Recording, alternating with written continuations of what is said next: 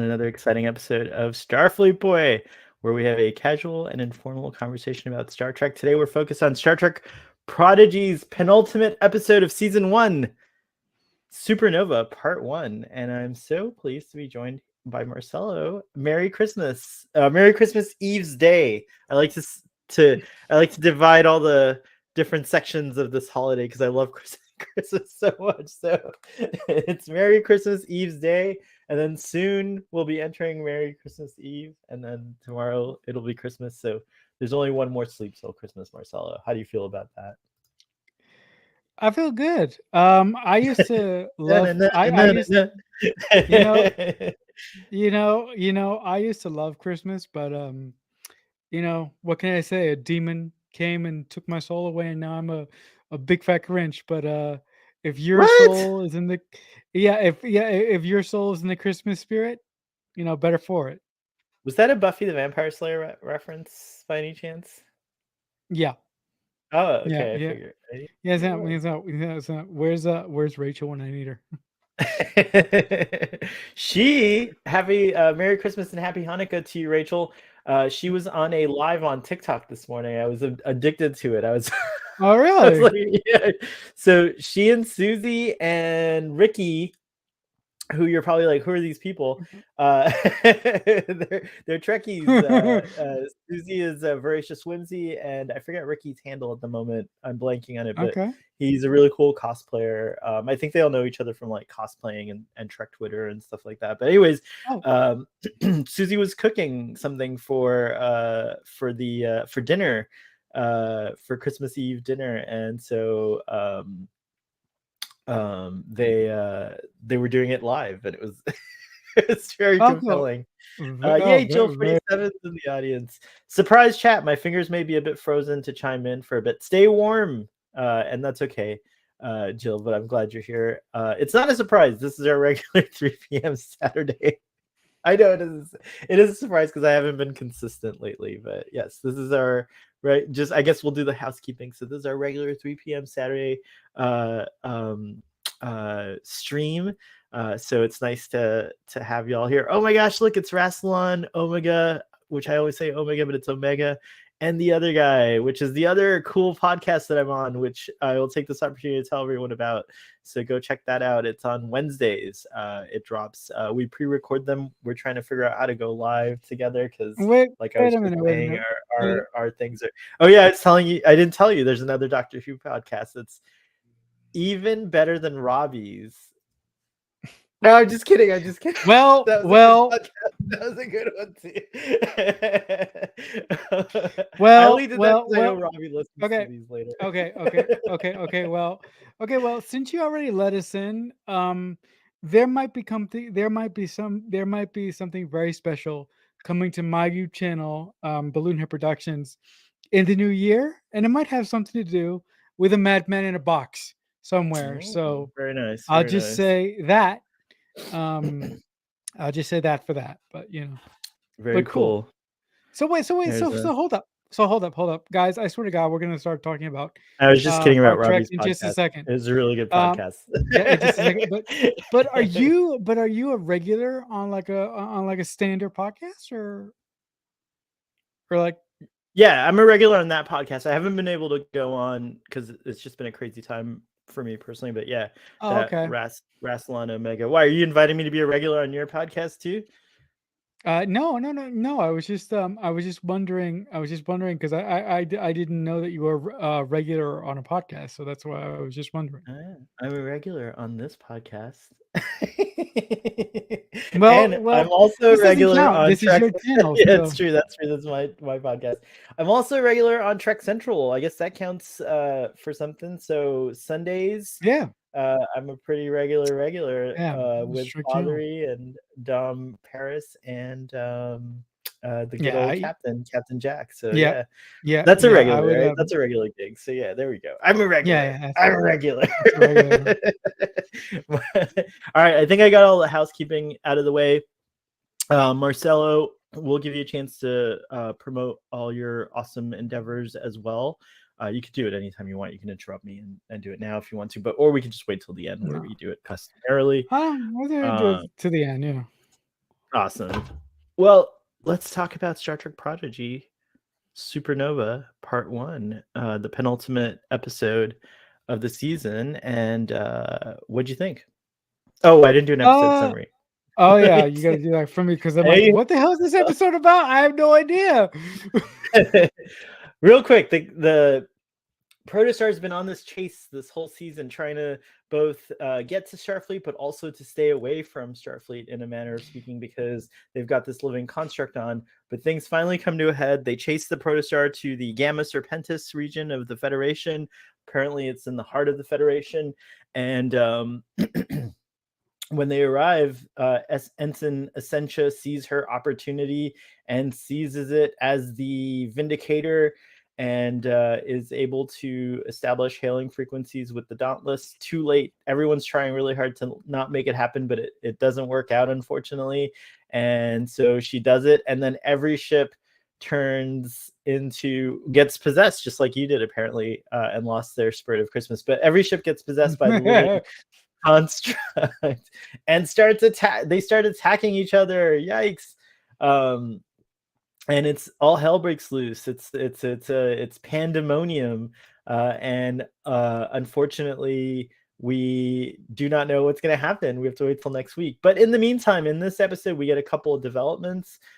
For one, we see that Janeway, after realizing the kids are, not up to no good, she finally gets back to herself, and she has this touching moment with a person she met many, many years ago on Star Trek Voyager.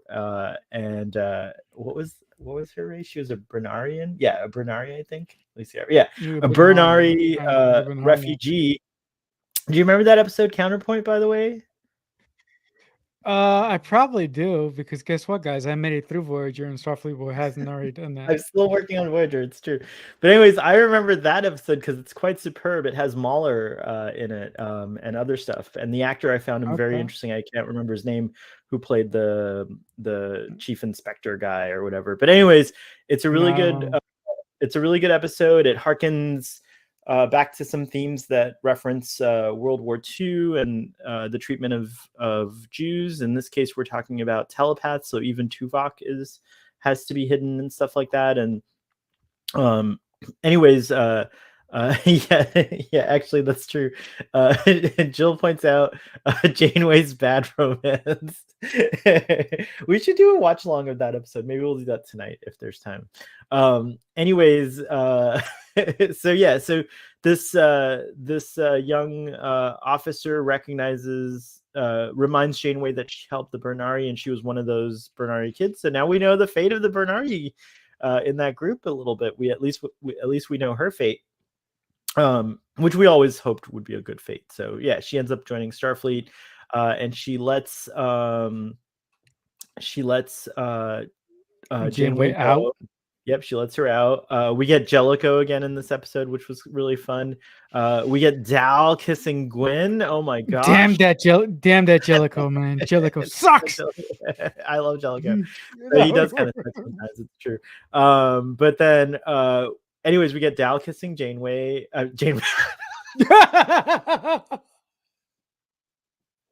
Wow, that was a little gnarly slip there. Maybe I want to kiss Janeway. I don't know. But I do fancy her. Anyways, so yeah, Dal kisses Gwen. We get the Diviner and Essentia battle each other over Gwen. Gwen's at the heart of this episode, as a matter of fact. Gwen uses her skills. We get the Diviner's death. We get Gwen using her skills to do something really cool and heroic. We get some ship battles. Like almost the whole episode is one gigantic ship battle, which is kind of insane and cool. We get a bunch of Starfleet ships. We get a bunch of other ships. And yeah, we're left with a cliffhanger, and we have no idea what's going to happen next. So now, Marcelo, now that I've done my summary, what did you think of this episode? Yeah, I thought this episode was pretty good for what it was. I think for me, this is the best that Prodigy has been, because this episode kind of put aside the the kiddish nature that is built into Prodigy for obvious reasons, and it really hits some emotional beats, like with the diviner and Gwen, right? That yeah, I should totally know her name by now. Gwen, yes, Yeah, Gwen. yeah, it's Gwen. Gwen. The emotional beats between Gwendala. them. Yeah. The emotional beats between them really resonated with me. Although that's not the way that I would have done it, because if I would have done it, Gwen would have killed her own father. I had this whole Shakespearean thing for like season one. That's what I wanted to happen, but the fact that that didn't happen I'm really glad allowed that for didn't happen. yeah. No offense. the fact the fact that the fact that that didn't happen allowed for this genuine sweet moment and for and for some reconciliation between the two of them. I like that very very much. Um, and we had that nice moment between Dal and Gwen, where Dal finally let his emotions come to the surface for Gwen, but of course they weren't reciprocated by Gwen. That kind of pissed me off because They also I was weren't not reciprocated. They're just in the middle of a really tense kind they of thing. I feel like Gwen was just like caught off guard. right Like, but I don't know. right I mean, I think they are. I think Gwen has feelings for him because throughout the series, I don't know if they're romantic feelings, but I mean, definitely. Sorry, I didn't mean to interrupt you. But anyways, no carry it's on. okay.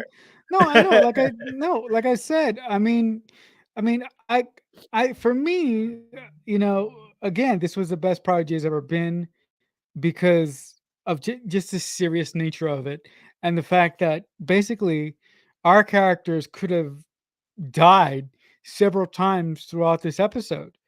And I Yeah, the think stakes were that pretty good. Yeah. yeah, so I think that this episode serves as a great jumping off point to see our characters mature just a little bit. Now again, it's Prodigy, so probably the Hegeman brothers and the writers who are involved with the show don't want to don't want to give them so much character development from season to season because of the nature of the show. But I really appreciated the undertone, the undertone serious aspect of this episode. I think they're redefining the nature of a family friendly or all ages show in a lot of Okay. ways. So I think that like well at least it's redefining my expectations. Now, Marcel, I haven't seen a family friendly TV show since I was like a teenager, I guess. Like, I Yeah. mean I guess I have seen them, but not like from that perspective of having to analyze it and like talk about it and stuff. Mhm. But yeah, I no longer like I don't know, like I definitely don't know the landscape of other family friendly shows. The Clone Wars, I guess, is the closest thing, right? Like that's considered Yeah. all No. ages, right? Yeah. Like yeah. Yeah, but the Clone Wars. I mean, I'm not the biggest fan of Clone Wars. I've seen a couple of sporadic episodes here and there, but the Clone Wars, from what I see of it, it would go towards the type of entertainment that I love: the Shakespearean tragedy, lightsabers with Jedi's, and that stuff. So, if I actually gave the Clone Wars a shot, I think that I would like it a bit more than I do Prodigy because of its serious nature having to do with the Jedi and the Sith and the things like that. I'm not saying Prodigy is bad. I'm just saying that the the overall tone of Clone Wars would probably suit me better than Prodigy has. Well, I've seen the Clone Wars, and I think that my opinion is that Star Trek is bringing that offering to us with shows like Prodigy.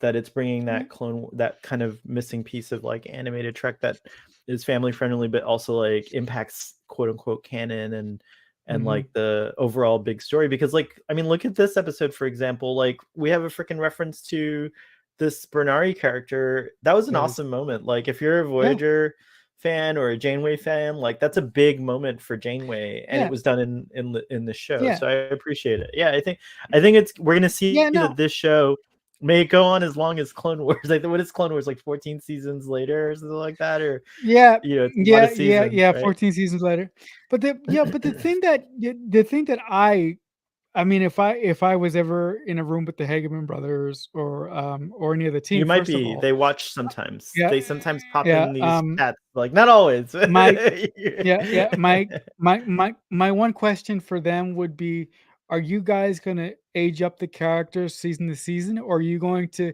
give them a certain amount of character development and leave them static because of the nature of the show that you guys wanted to create? That would be my only question I'd be curious to for hear them, that and a bunch of other question ones as well. answered. But that'll be I think they've been asked that question a bunch of times, but I think Marcel, I'm going to go out on a limb and say it's safe to say that yes, the characters will grow and like change and develop. They're not going to be static. good, That's just my guess, based good, on what I've good, good. seen this season. But yeah, that'd be an interesting question. I think the answer is yes, based on what Mhm. we've seen so far. We got a statement here from our friend Brian.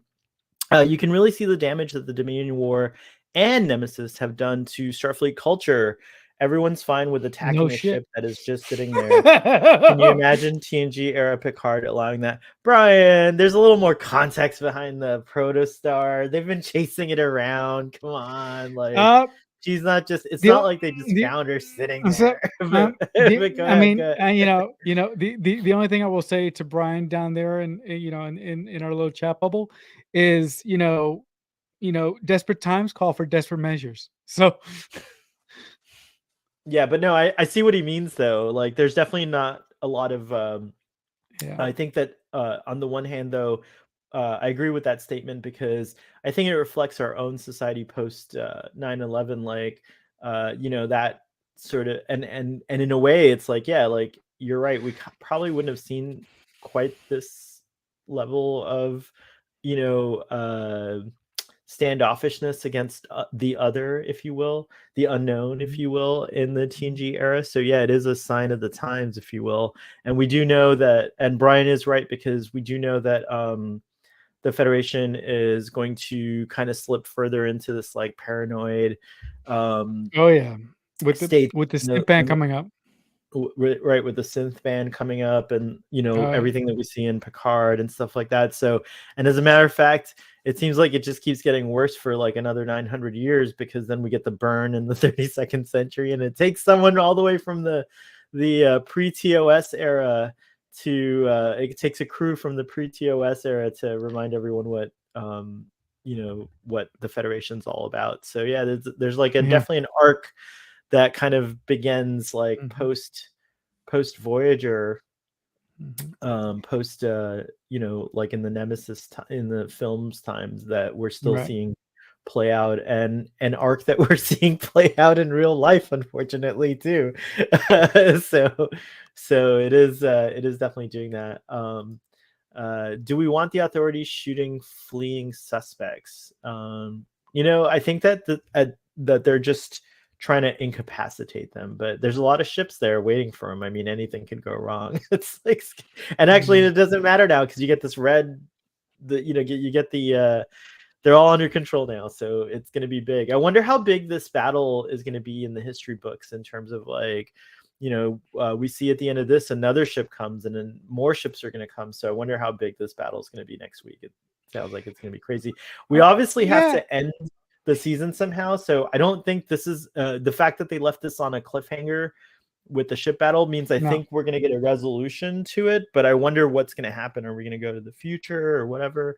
I guess we could speculate more about that. Oh God, don't yeah, we could, because if they go to the future, there's only one period of time that I want them to go in, and if the Hagen brothers do that, I will do cartwheels around my house. But you know what time period I want them to go to, but they're not gonna go there. Do I? Do I know? Yeah, I would love the Prodigy, the Prodigy peeps to go to the Kelvin timeline, but they're not going to Oh, do that. that's not time travel, Marcelo. It's interdimensional travel. I think they're gonna try and travel to Oh, save Chakotay. Chakotay's oh, stuck in the future and semantics. his crew.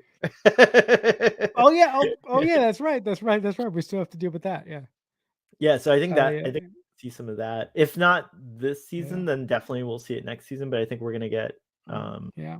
I think we're gonna catch up with Chakotay for sure. What did you You know, think of also, oh go also, ahead, sorry. also,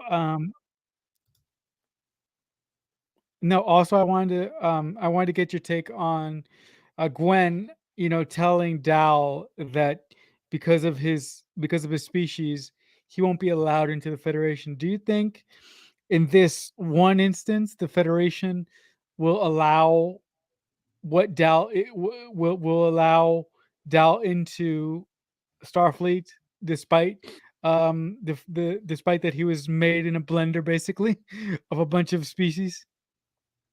At first, I was thinking that no, but after hearing everyone talk about it, I think they might make an exception. Whether They're we gonna let get him. that next episode or next season, I don't know. But I do think that Dal will have a chance to. Maybe he won't be able to be in Starfleet officially, but maybe Jane will take Mhm. him on as like an attaché or like someone that she can continue to mentor. Right, I'm right, not right. sure. So we'll see. I mean, it is an interesting situation. The kids are trying to give the protostar back. So I'm I'm I'm a little worried because I kind of like I'm really, you're talking about like development of these characters, like and keeping things static or moving things. Like I want the protostar to stay. I want these kids to just stay on the protostar exploring space and Yeah, yeah, having a good old time. yeah, but But I don't think that's gonna yeah, but happen because it's like a Starfleet ship. They need to check it out. They need to figure out where it's come from. They need to find out the temporal signature to go back to the future at some point. Or even if the kids do all that, I feel like the protostar would still not be something that they would just be like, oh yeah, you could totally have the protostar and you guys no, but are no, like an no, no, official no, no, crew. Like I don't think Starfleet's no, gonna do no, no. that. No, but the other thing, the other thing that we need to address is the fact that Starfleet has to essentially find some way to neuter the protostar first before they Yeah, like before with they the living construct, you're absolutely yeah, right. yeah, yeah, before they before they figure out what they're gonna do with it, they need to figure out a way to neuter it. And then they can discuss, everything else too, how they're gonna use it in the future, the crew, the complement, then they can figure out all that other stuff. But first they gotta do that. She's Um, also an NX class ship, right? So right, she's maybe yeah, so she's maybe a prototype or right, that is true. one of one. Um Mm. Jill says, I felt everything very deeply in this episode except the diviner's death. I didn't believe it for 1 second. Really? I See? really felt like he is See? gone. See, Yeah. Jill, if he would have gotten killed in season one by his own daughter, you would have felt it. It would have been some No. Shakespearean No, I tragedy. It think would have she's been great. suspicious. I think she's just wow. Marcella's so happy right now. Like, I think she's saying that he's not Sorry. really dead, and I've heard a lot of folks saying this. I think he's gone. I think well, I mean I think we'll see Oh, him he's dead. again He's dead. through the convention of through the device of time travel. I think we will see the diviner Yeah, again. could work. Um Could work. let's see here. So Brian says, I think that I like that they didn't drag out. Oh yeah, like them sitting on a Starfleet doesn't know what the kids know situation for too many episodes. Yeah, I agree. And Mhm. actually, Star Trek Prodigy, Marcelo, from I don't have quite the. I'm not a working writer like yourself, but or like a regular writer, I should say. Um, I like it's a not my regular chosen. writer. I like that. I'm gonna put that on a shirt. You're Working like a writer, regular. comma, You're regular so writer. you write all the time. I don't do that all. I don't Yes, write all the time. yes, I read all But the time. I thought it was pretty clever that they didn't really like let things. I thought Star Trek Prodigy, with one episode left, I think it's safe to say has been probably one of the most well-paced Star Trek series in its first seasons that Yeah, I've yeah, seen. Yeah, it's got a yeah, great pacing. So yeah, yeah. I like that. It's been really fun, and from a structural standpoint, because of its running time, it's very, very. It it it goes down very, very smooth, as opposed to other areas of our beloved franchise that that aren't paced out well, in my opinion, as far as the way that they run. Absolutely. Hmm.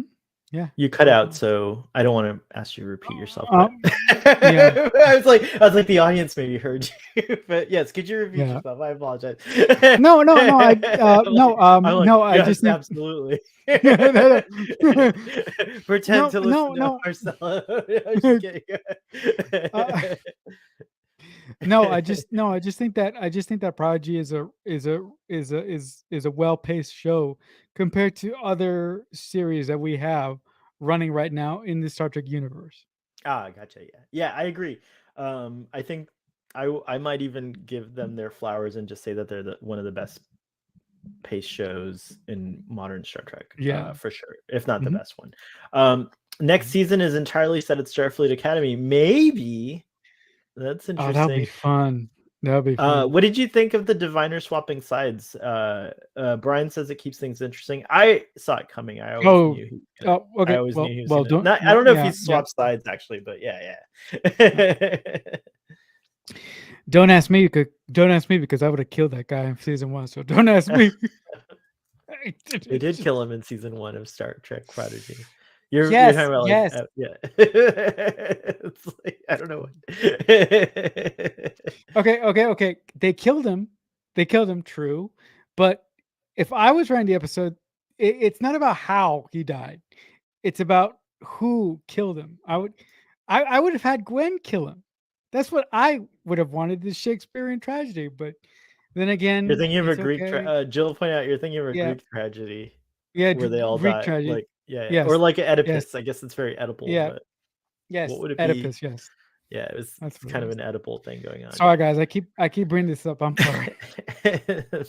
That's why we like you, Marcel. It's okay. We're trying No, no. really hard to get you to not be so murderous with your ideas. It's so weird. No, I'm just kidding. It's not weird. You're good. I think it's good to like write Hey, about hey, hey, probably, I used to be a lot worse when it came to Prodigy. Remember? Look, I I used to do be a remember. lot worse. Jill says I wanted the well, you just like wanting people to go to jail all the time and weird things like that. Like I'm like, oh man, like I can't I can't rely on Marcelo if I'm in a No, situation. He's gonna no. throw me in jail. I wanted the diviner to realize that blaming Starfleet for this warlike species self-destruction was dumb. Yeah, I wonder, I kind of want him to realize that too. I don't know that he has realized it. I think I feel like he and um the Vindicator, at least in their current state of maybe the diviner does realize it if as No, he's dying no, actually, because he says I to think Gwen, he says like I hope you're able to do what I cannot, which is to unify our people, which is interesting because it implies that he was more diplomatic at first or tried to find common ground. So there's a couple things I want to know. One, what changes him to become an extremist? I guess the loss of everyone. I guess they did establish that it was pretty desperate on Solom, right? It was like the last of, but like he definitely took a side at some point. He was on the same side as Essentia or the Vindicator in in the Destroy Starfleet, all our problems are solved camp or whatever. But I'd like to see some of that diviner that was actually impressed with Starfleet. I think maybe we will. I don't know if we'll see it next episode, but I hope we do see that. Jill goes on to say, great pacing, great story, great regular reveals, great not dragging things out, just great. I agree, man. It's true. It really is just great. The Vindicator clearly has no ability to realize that it's their own fault. We all saw it coming. We all saw the diviner sacrificing himself for Gwen. Yeah, actually, yeah, that was pretty. But it was done. So we all saw it coming, but how was it done, I guess, is the question. And I loved the way it was done. I like the whole thing where he turns into like blue stardust and like some of that like gets absorbed into Gwyn as well. I like how you know he it's an interesting thing. Like I like that the diviner believes in Gwyn, at the end. Like that's how he dies. And I think like with the contention between them, how she like had left that, she had left the diviner. I mean, we have to remember, Marcelo, that the diviner was like, and actually that's the way that this construct works, and these people are pretty brutal. I mean, the diviner was kidnapping children and using them as a slave labor force to find the protostar on Tars Lamora. I mean, like, this is not like a great guy, and like, yeah, sure, the show kind of like doesn't like Yeah, go case deep in, into that, but he's yeah, not like yeah, this. yeah, Like, yeah. and the Vindicators, Case in point. she's like worse. Like, like, I don't know. They're very interesting characters. I'd like to know more. Case in point, the guy had slave labor, used children to mine out a starship. So, case in point, I would have done what I would have done. But hey, that's cool. But I think, well, if I could say one thing for the diviner in this episode, I really think that he found that fatherly love for Gwen, and for him and for his story. If it truly is done as a fan, for me, that's enough. I don't I don't care to see him come back in any way, shape, form, or what have you.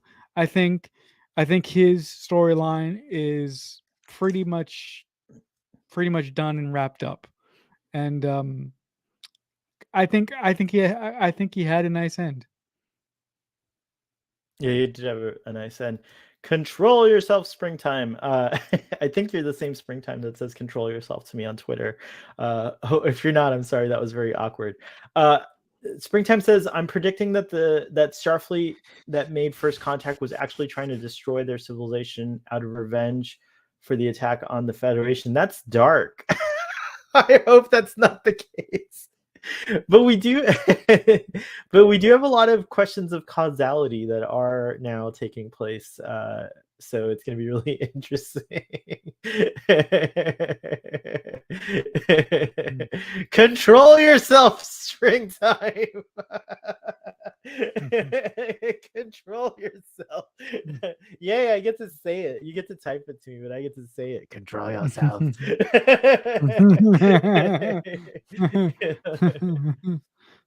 Yeah, this is like oddly a dark stream, but I guess the night before Christmas is dark, and then we get the light tomorrow. I don't know, but no, The we love light the will comments. save us all. No. Keep them coming. Let's talk about the space bottles, because you're bottles, the space bottles. I Battles. swear I haven't been drinking. The space battles, Marcel. Are you a ship guy? Do you like the ships? I think you are, right? No, I am not a ship guy, but I am not a ship. Well, I'm not gonna say that because this is not Starfleet Way After Dark, so I'm not gonna say that. But I'm not a ship guy, but I do appreciate a good ship battle now and then. I love the ships. I don't talk about them as much as the other stuff, but I love all the ships. I loved seeing that cool Centaur class starship. I loved seeing all the Sovereign class starships. It looks like the Sovereign Mhm. class is like ubiquitous, by the way, in Starfleet. It looks like they have a lot of Mm. them, kind of like the Excelsior was at one point. So it was a very successful ship, and it looks like Starfleet built a bunch of them. Yeah, yeah. I Um, mean, in Star Trek, there's only like three ships that really have. There's only two ships that really have caught my eye, which is the Enterprise D, is it, from Next Generation, and the NX-01 from my beloved Enterprise, and those are the only really two ships that I really really love. So There's that's those are your two favorites. You yep, said the D. I don't have my yeah, model handy. from Let's check that Generation, right? That's it. Yeah, the one with the one with the big saucer, the big neck. So yeah, That is a beautiful ship. I didn't like the D at first, but anyways, yeah. what did you think of the space battles and all that stuff? I would, yeah, very very cool. It felt a little video gamey because we didn't really get to see the reactions from many of the crews that were in the battle, but it was good. It was good. That's a really good. That's a really good call out, because uh, Nope. I know it's not easier to do animation. That's like a No, it's very hard. It's very like hard. yeah, it's like a not like that's something I used to actually say that, but I should never have said that because I wanted to be a Disney animator as a kid. So I was like, but I guess what I mean is things are more possible in animation sometimes than they Mhm. are in live action, just because Yes. you can kind of create sets and things like that. You don't have to actually build them, Mhm. in real life, so to speak. So that's a thing. So I am going to agree with you. I think that's true. We could have seen a little bit more. I think we do see like one shot of the inside of another ship, not the Dauntless. Just Mhm. one shot. I think there is one where like the protostar flies by or something like that. So we're inside a ship. But you're right. I think it would have been cool to see some more captains and some more communications between the ships. Well, they can't communicate. So actually there's a good reason that we didn't get that. But like just more captains and more Yeah. crews and stuff like that would have been neat. Um Jurg Hildebrandt on Twitter pointed out there is one ship that has the Enterprise NCC 1701E on the Is that hull as okay? well as on the so it looks like to cut corners for time saving reasons they built some models, and like so the models, a lot of them say the same thing. So a lot of the Oh, okay. Sovereign models say USS Sovereign on the Okay. saucer, and then they say NCC 1701E on the nacelles.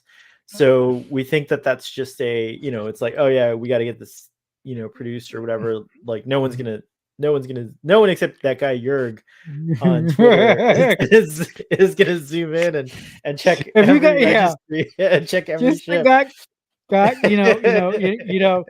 well, I'll just say this CBS that I will never work for in my life because of reasons. Um, Oh.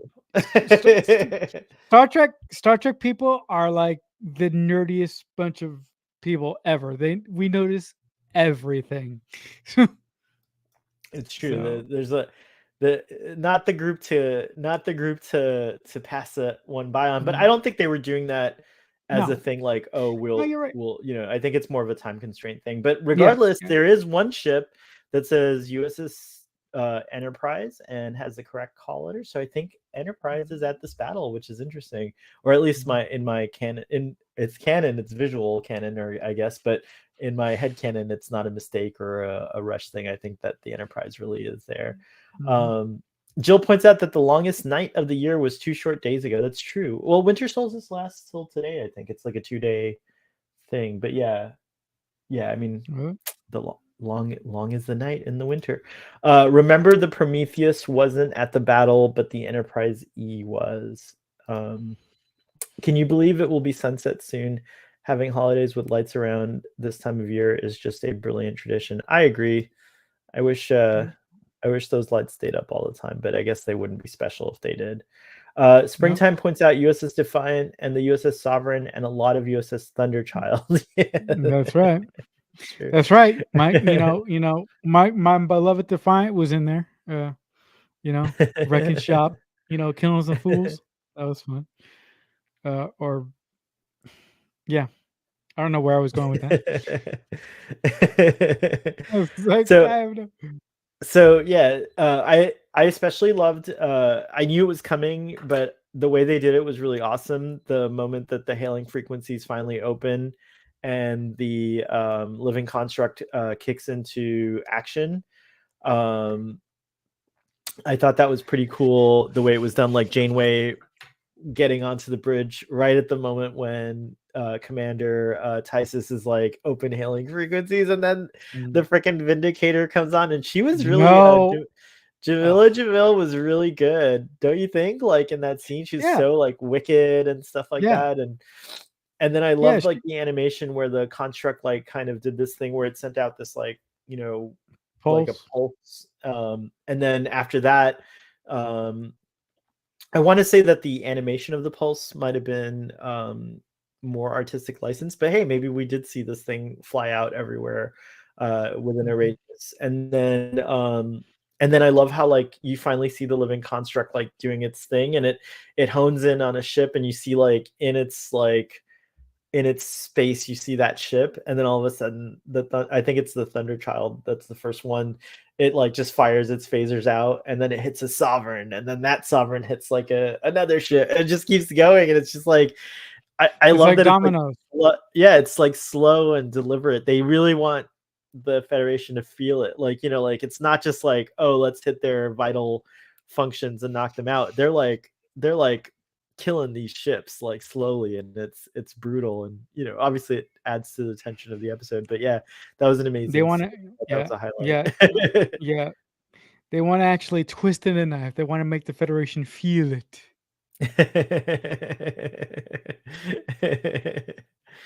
Let's see here. Let's see. We have Springtime thinks the one inside scene was likely the Enterprise E.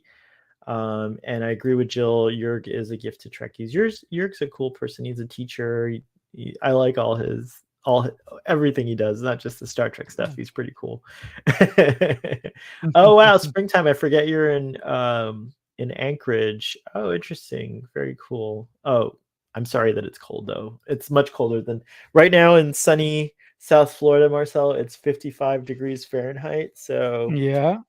it's just like it's nice and cozy inside, but it's cold outside, and it's lovely. I'm gonna go for a nice little walk after this. Awesome. Let's see here. Jill says probably because they destroy themselves no matter what, even without meeting Starfleet. Yeah, I think so. The talking about Solom and the Vonnegut.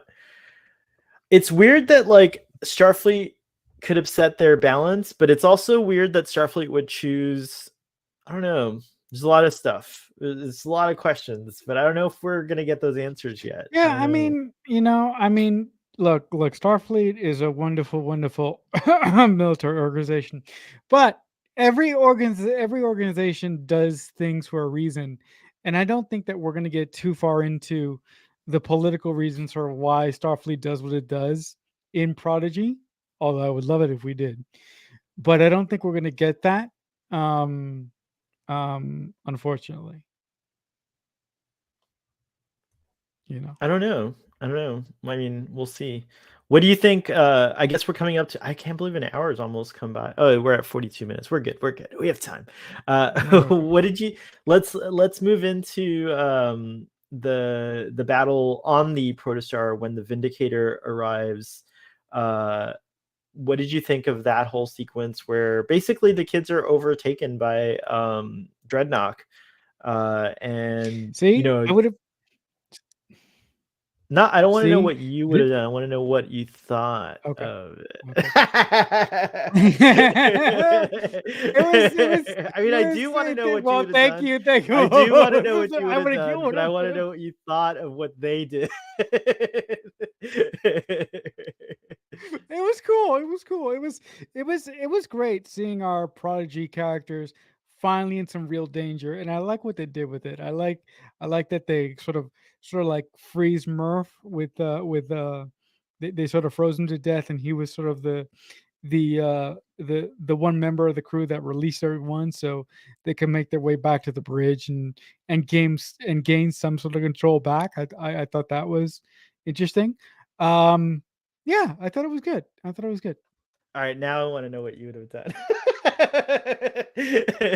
Now you can tell me. Yeah, I would have. I would have killed one of them. Oh, I would have. I Wait, wait, have to start putting wait a a minute. disclaimer What? that there will be Wait, death wait, when wait, Marcel. There will be death when Marcelo's on the thing. Marcelo. wait a minute. Wait a second. Wait a minute. Wait a So minute. much Wait a carnage. minute. Wait. Among the carnage Wait a that's minute. already happening. Just hold on. Just hold on. All Just right, hold on. go. I w- I I would have killed one of them, but eventually through some finagling, I would have brought that individual back Yeah, but aren't we in tired of the next die, season. and aren't we tired of killing characters and bringing them back? Don't we want like don't we always say like, ah, another character that just like got killed and got brought back to life. I mean, No, well, then I don't. I'm not one look, of those people. I mean, I do say it, but I I don't mean, mind at the end. you, If I love a character, I want them to come back, of course. I mean, I would have the reason why I would have done that is because that would have given our characters a moment to realize that that life is really really short, and when you're up against it, and when you're in a life and death situation, actual loss is possible. And I would have loved to seen how that would have been, how the Prodigy writers would have handled that. But actual death from from somebody who we follow week to week would have been interesting. And that could still happen in the show. I mean, Yeah. obviously, the show is not afraid of killing off a character like the Diviner, so that Yeah. could still happen. Jill's Yeah. saying, "I don't feel any deaths in fiction anymore because of all the sci-fi resurrections." It's kind of like not like untrue. I mean, I do feel the deaths. I still feel. By the way, this show makes me feel so much. I think Prodigy wins.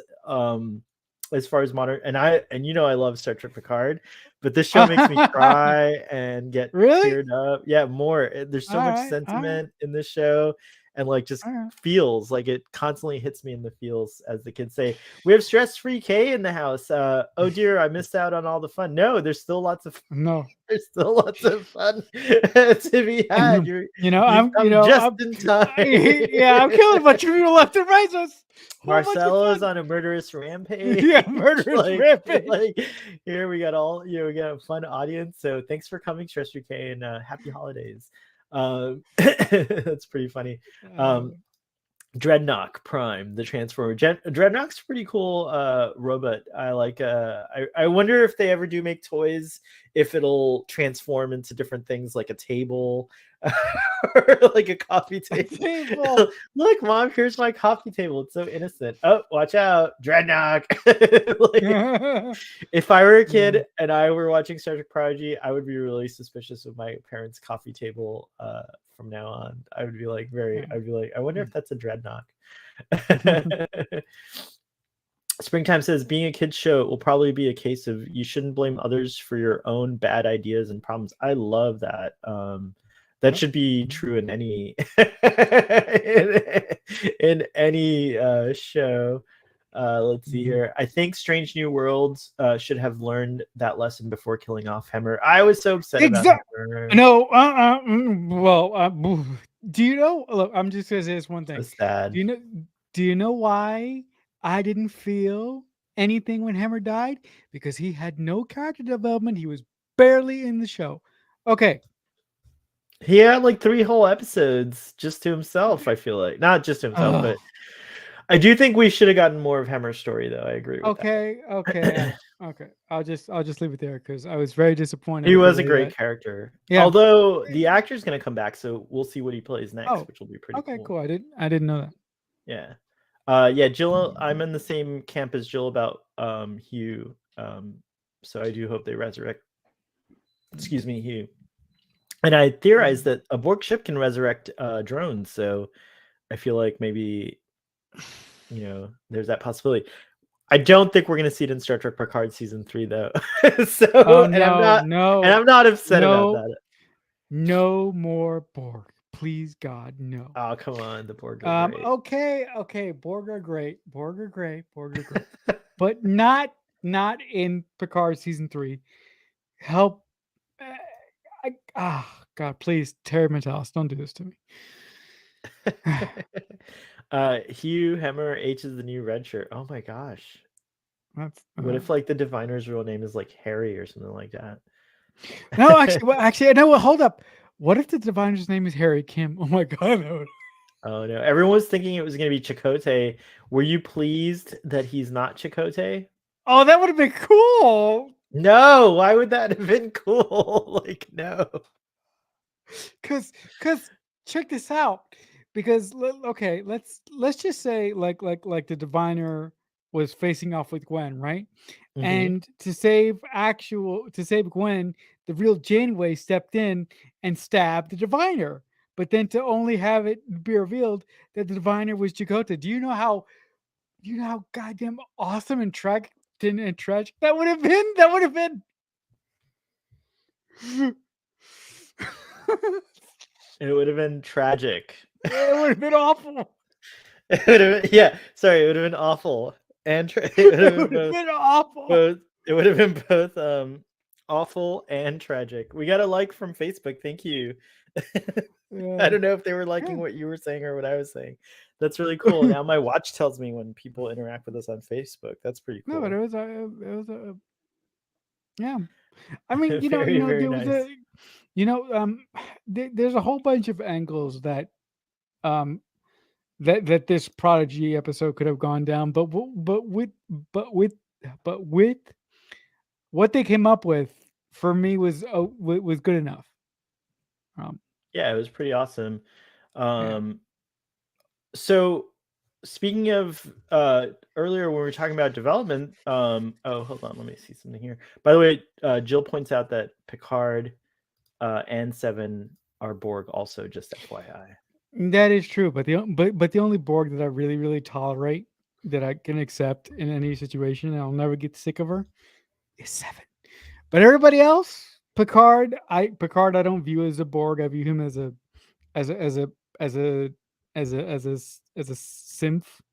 Um, Oh yeah, he's not a Borg anymore. That's true. He is a no, synth now. he's not. That's Yeah, true. he's The not. synth Jean-Luc would not have the Borg implants. That's a Yeah, yeah.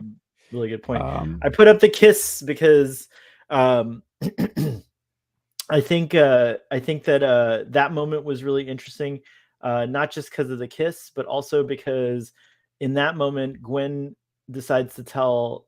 Well, it's interesting. It plays out really interesting, that whole scene, and I thought it was really beautifully written and realized.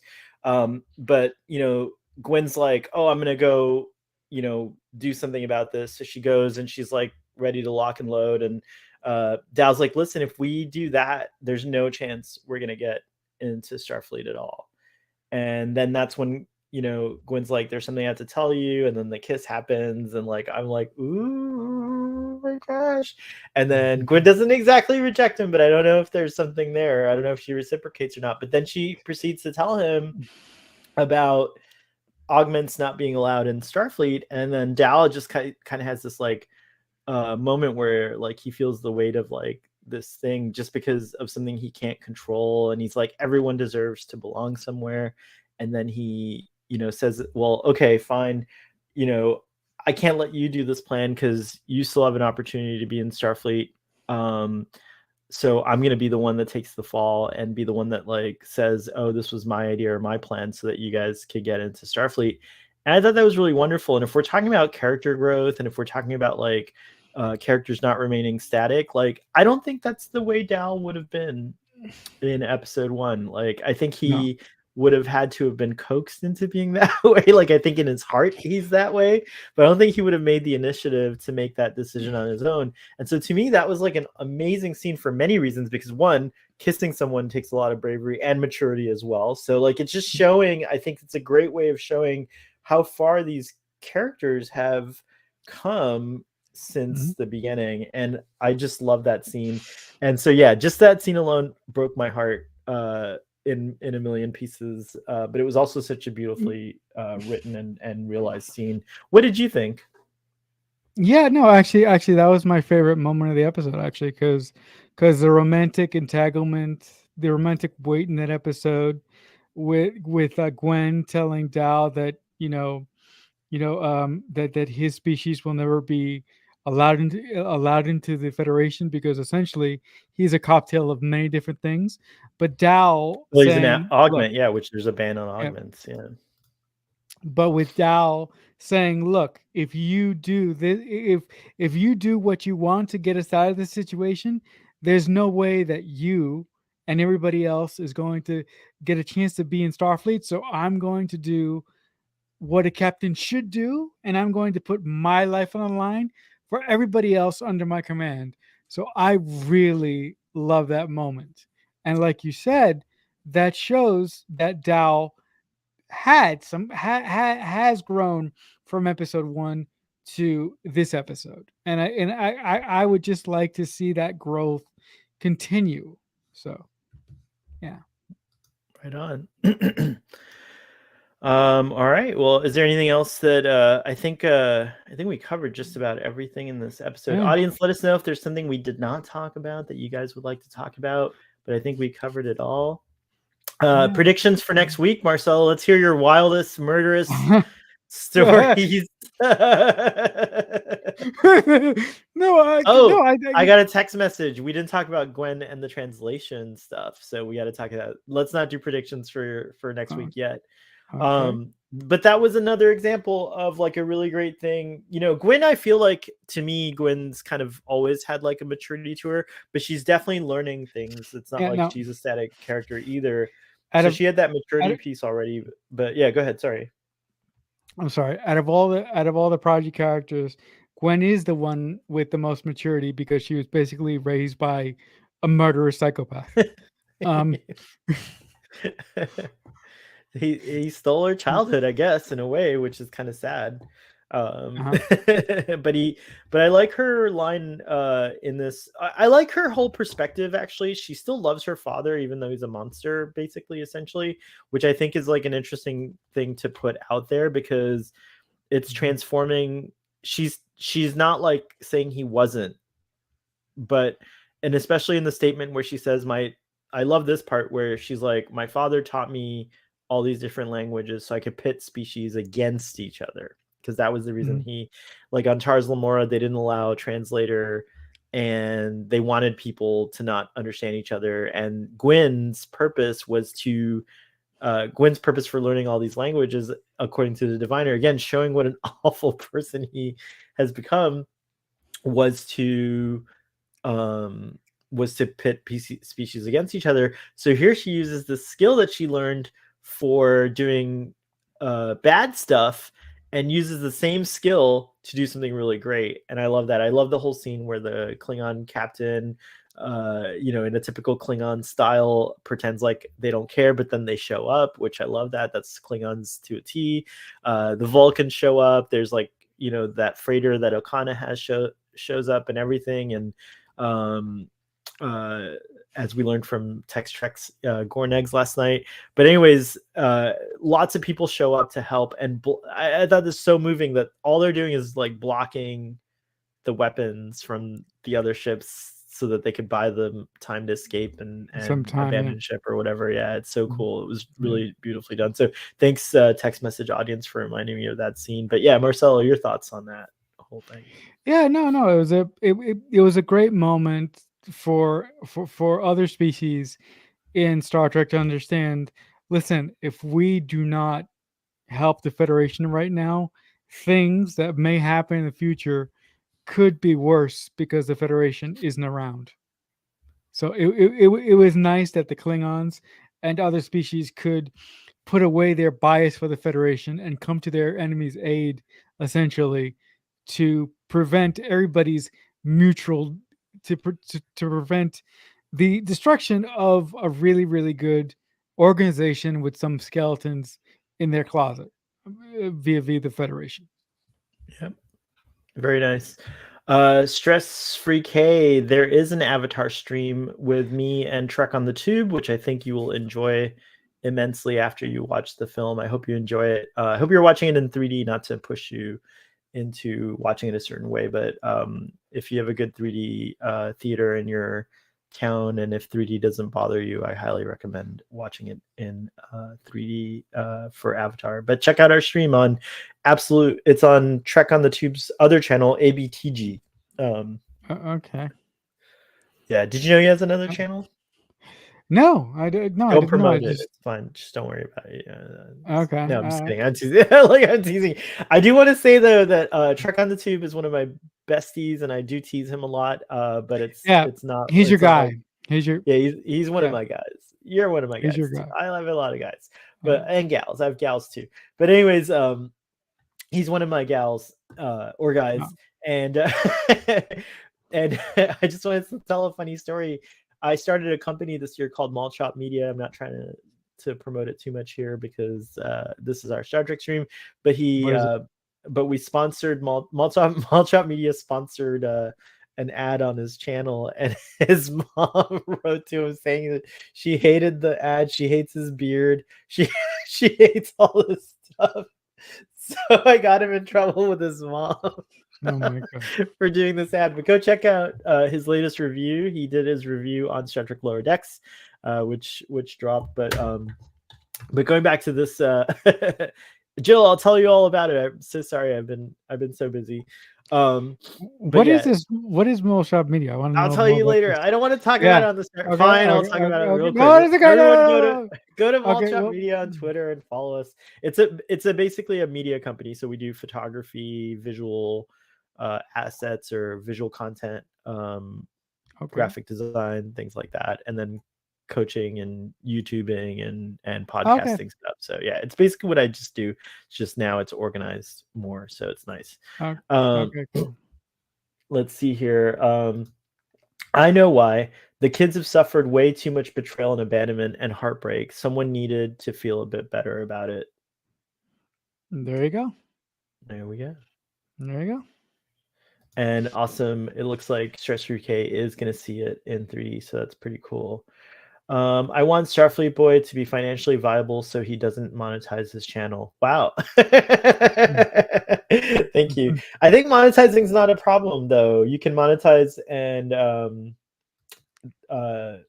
still not do ads. So don't worry, I won't do ads. Or if I do, I'll put them at the end or so.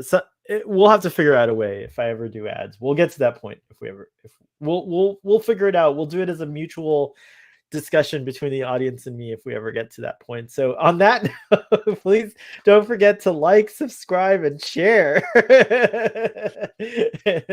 yeah.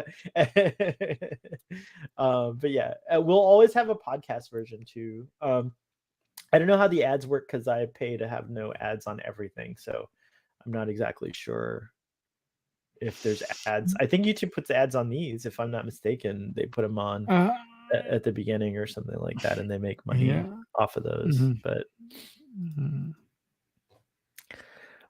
so wrapping up, I think now we really did talk about everything, Marcelo. Yeah, the other thing, the one thing that I would like, but I think I'm not gonna get, I would like the predictions. We're talking about predictions for next week. Yep. Yes, I would like the finale to sort of lean more into the Chakotay and Janeway stuff a little bit more. But that's just my Voyager loving heart. But again, I think the central focus is going to be on our cast of characters and perhaps a jump to the future to save Chakotay or what have you. That's what I think is going to happen. I will find out because I have access to the next episode early, but I haven't watched it yet. So I will find out. So I'm going to make some predictions, and then I'll just let you know if they were right or wrong. So here's my... just send me a DM or something. Yeah, or I'll just let me see if I can find Trek on the Tube's channel to share with Stress Free K. I think he has the full name, which is channel update. Here we go. Perfect. All right, I found him. Oh, that's not it. That's Trek on the Tube. Darn it. His channel's unfindable on search. That's so weird. Stress Free K, I'll send you the link. But I think he also promoted it on his Twitter page. So sorry that I don't have it available. So my prediction is that they're definitely going to stop the living construct. I think that's going to happen. I think that Hollow Janeway is going to have something to do with it because it feels like they're setting her up. I get so emotional, I can't talk about this, but it feels like they're setting her and the Protostar up, unfortunately, to be out of the picture. And I think that's what's going to happen. So either the Protostar has to be destroyed, or they're going to go into the future, or somehow the Protostar is going to be out of the picture. I don't know how, but that's my prediction. And as Fathery gleefully or someone gleefully pointed out, that means that Hollow Janeway probably goes too, which makes me so sad because I love her. I love Hollow Janeway so much. I mean, I do love the real Janeway too. So if Hollow Janeway goes away and we still get Janeway, I'd be totally fine with that. But I'm still, I don't know. So I'll find out tonight. And if you see that I'm not speaking to anyone or that I go silent, you'll know. Yeah, you know why. I know, but no, maybe I won't watch it till next week. I don't know. I'm still debating on whether I want to watch it, Hey, but I do have hey, access to it. if I got screeners to new Star Trek, I would watch it. I mean, I wouldn't tell anyone. I don't But I have. hope I'm watch not it on early. any kind of list or anything. I just got a special circumstance where I got this one. So don't worry. Okay. I'm like you. I don't have screeners. I actually kind of don't know if I would want access to screeners. Like Picard's coming out soon, and I know it would help me to Oh, I watch would the love episodes. screen. I know. I know it would help me to watch it, but then you miss out on all the excitement of people like, of people like, the excitement of like, you don't get to participate in the Right. speculation or any of that. So in a way, I don't know if I want to. We'll see. We'll see what I do. But anyways, I also think that I don't think any of our any more characters are going to die of the No, I main don't think so. characters. No, And I think it's interesting no. they seem to wrap up the whole Essentia Vindicator thing, so I don't think we'll see her again next episode. We probably won't see her till next season. No. I don't know. That's a lot of things are up in the air, but those are my main predictions. That I think that they'll stop stopping the living construct means to get the protostar out of the picture somehow. So I'm not sure how they're going to do that. I like Brian's idea that season 2 is all Starfleet Academy. A lot of people have thrown that around, and I think that would actually be a fun thing to see. To see the kids next season, but we'll find out what happens. We're talking more about next week's episode, so I don't know what they're gonna do, but yeah, we'll totally. Those are my predictions. So yeah, we'll totally find out next week. Yeah. Are there any other things that we need to predict? I think the Diviner's dead for sure. Yeah, he dead. Oh yeah, I think we're gonna find. I don't know that we're gonna. Like, it just feels like the whole episode would have to be about the whole. I don't know. It's interesting. Maybe half the episode will be about Yeah, Chakotay. no. I would, I would just, like if I was in the room, I would say, listen, guys, we're gonna do two story, but we're gonna do A story and a B story, and the main thrusting point of the B story will be Janeway and Chakotay, and the A story we can have our kids do what they're gonna do. So, yeah. I agree with Stress Free K here. Part 2 is like, it seems like it will be a good one because I don't see how they get out of this one. Maybe Zora or They're some all other gonna like die. thing will intervene. I don't know if Zora can intervene, but that they're all gonna die. I'm so sorry.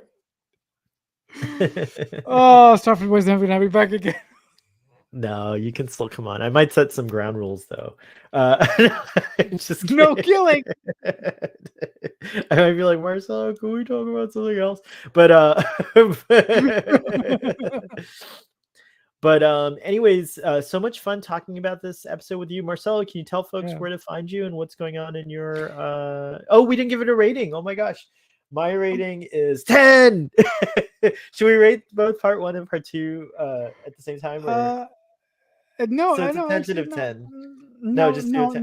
no, Okay. no. I think it's about that we give each part its own moment to shine. All right, I cool. like this episode. I think it was fun. I think some of the emotional beats hit really, really well, and the fact that it ended in a dire situation, I really enjoyed that as well. So, with all that being said, I will give this episode a 7. It was really, really good. That's really good for you. Wow. Wow. See, Pretty I high have rating. changed because I would have probably killed this. Jill says oh yeah, we have to predict that too. I'm gonna go with the popular opinion that he will get into Starfleet, but I wouldn't be surprised if he doesn't, and that's something that we carry on till next season also. So we'll see. But I'm gonna go with the popular opinion and say yes, that it's true. If Dal saves the day, maybe they'll make an exception for him. Stress Free K gives this episode 10 dead diviners. There you go. Marcelo. There you go. Death. Yes. Good grief. Carnage. Well, this episode had a lot of carnage in it too. By the way, that's where you could see the family friendly part of the show, is that we didn't get a lot of too much of No. the people scream. Maybe that's good. Maybe we didn't need too many people screaming and yelling and running on ships on different ships. Yeah. So there's the answer. We can imagine him. I also appreciated that. Like, I think we should do this in adult oriented shows more often too. I don't really need to always see someone getting stabbed or killed. It's almost more dramatic when you don't see the stabbing like it was done in this episode with the diviner, where we clearly know what's going on, but we didn't need to see the gore of it or anything like that. So I kind of love that. So I think, again, you can still be serious without being too graphic. Yeah, I mean, if there's one animated show, if I just go for a second, if there's one animated show that I would love for Alex Kurtzman and the great team there at Secret Hideout, his production company, to produce one day, this is probably never going to happen. I would love for them to bring back Enterprise as an animated show to I give would love that that too. Yeah, that would be really to give cool. to give that to give that series a chance to wrap up correctly. Would be great, but I don't think they're gonna do that. Season 7. That's season 7 when the kids that watch the show grow up. No, it is too naughty. But I mean, Dal would probably try to sneak into Gwen's dorm room for sure. Oh yeah.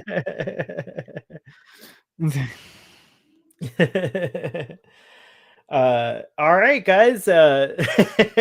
Thanks for joining us, audience. Love that you guys came in and chatted with us. Thanks for all the cool comments. There's some more shenanigans going on, and I'll just say, yeah, like, come on, Gwen's. That's no teasing. We're in an emergency situation. I agree with Jill on that one. Stress free K. I think you have to reevaluate your opinion on that one. No, God damn it! No, oh, thanks. Now I got that in my head. Now I'm gonna get it out. Now. Well, I'll never Damn get. you! I'll never get my Freudian slip of me wanting to kiss Janeway out of. Yeah. It's now No, on record, which is actually, really cool. but seriously, in the '90s, Kate Mulgrew was really, she was something. So I mean, I could say something else, but I'm not going to do that. She was really something. Kate Mulgrew is still something for her in the 2020s as well. But yeah, you're right. In the night, oh my god, yeah, Voyager. yeah, and Voyager. Kate Mulgrew's pretty badass and all that stuff. So yeah, she was on Columbo, Mrs. Columbo. She had her own show, which was pretty cool. Yeah, that's right. What was I going to say? Oh yeah. So where can folks find you, Marcelo? What do you got going on? Yeah. Well, currently, the thing that I'm most proud of is one of my newest shingles. I have a podcast called the Mixtape Podcast, dedicated to examining film from a screenplay writer's perspective. And right now, we're in the middle of our inaugural season, and episodes of that little shingle come out on all major podcast platforms Mondays at 8 a.m. Eastern Standard Time, both on your podcast services and here on YouTube at um, the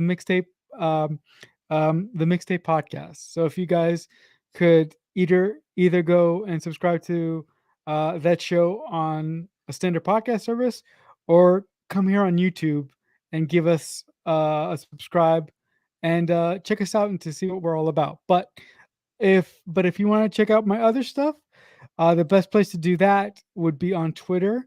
I'm at CreekFanatic88. There you'll find my Linktree thing, which will give you access to everything that I do pretty much everywhere. Super, super cool. Thank you, Marcelo. By the way, I love that you call the individual episodes singles. Like it's a mixtape podcast and you release singles, which is pretty awesome, right? Is that what you were going for? Oh, I love it. That's very cool.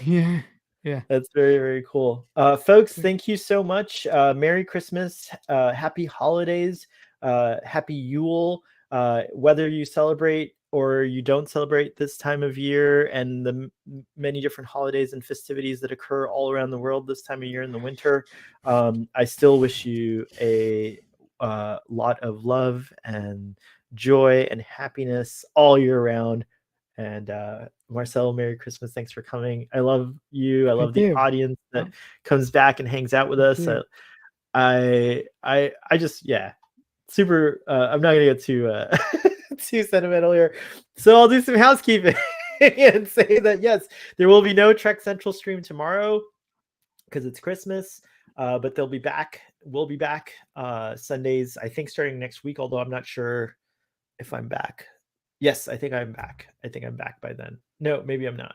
I have to double check, but I'm gone, so I might not be back, but I might be back. Anyways, Thursday nights on Twitter, while it's still around and while there's still Trekkies there, I will be there, and we host a Twitter Spaces event at 9 p.m. Eastern time that you should check out. There's also Crusher Convo, which is a Twitter Spaces thing that's pretty awesome, and also the Salon, which is a Twitter Spaces thing that's pretty awesome. So if you're hanging out at Twitter, feel free to DM me or ask me about those 3 events, and I'll tell you. But ours goes on at 9 p.m. Eastern on Thursdays, on the day that these new episodes of Star Trek drop. In the past, I've not done Twitter Spaces in between. So like after Prodigy ends, I'm not sure we're going to do any Spaces till Picard begins, but there'll definitely, I think, be salons and Crusher Convos happening as well. So check those out. You were gonna say something, Marcelo? Yeah, when you when Twitter when you were considering Twitter Spaces, I was with you. I was the first guy to jump on there with you for Twitter Spaces, and I was there for its first initial run. Yeah, that was so much fun. I forgot about that. That's right. Thank you. Yeah. Twitter Spaces is fun. It was having technical problems this week, so Stan initiated it. I don't know. I stopped using Twitter Blue, and now I have all these problems. Like sometimes the check mark comes up, sometimes it doesn't. Like so, there's all these Right. things. I think they have to turn off all these features, so it's like a Okay. hassle for them. But we'll see if I get my Twitter Spaces access back. If not, again, there's plenty of other good ones there. And then Saturdays after Prodigy, we'll be returning to our regularly scheduled discussions of Star Trek the animated series. So we'll be back. You guys are still not done with that? I'm sorry. No, we took a pause because I there's only so much Starfleet Boy. Like I can't do everything. So I had to stop the Sunday new Star Trek discussions and move them to Saturdays at 3 so that Right. Starfleet Book can stream. Because I want to prioritize the new shows because they're timely and it's fun to talk. I have so many ideas and want to hear what you guys think and stuff like that. So yeah, but we'll be back to the animated series, and then in February we'll be back to new Star Trek with Star Trek Picard season 3. And if you don't know, if you're still listening to this, go to Terry Metallis's Instagram page, because he just dropped like a whole almost 2 minutes of music from the show. And then I didn't see that. the composer Stephen Barton, I think I got his name right, he just dropped the notes for the Titan theme, so check that out. So it's pretty cool. So yeah, cool. And then stress-free cases Saturdays is better. Okay, good. I'm glad.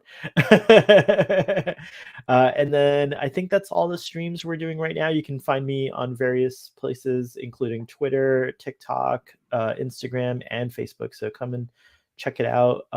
Anyways, thank you very much, Marcelo. Thank you very much, audience. Live long and prosper, and we will see you guys next time.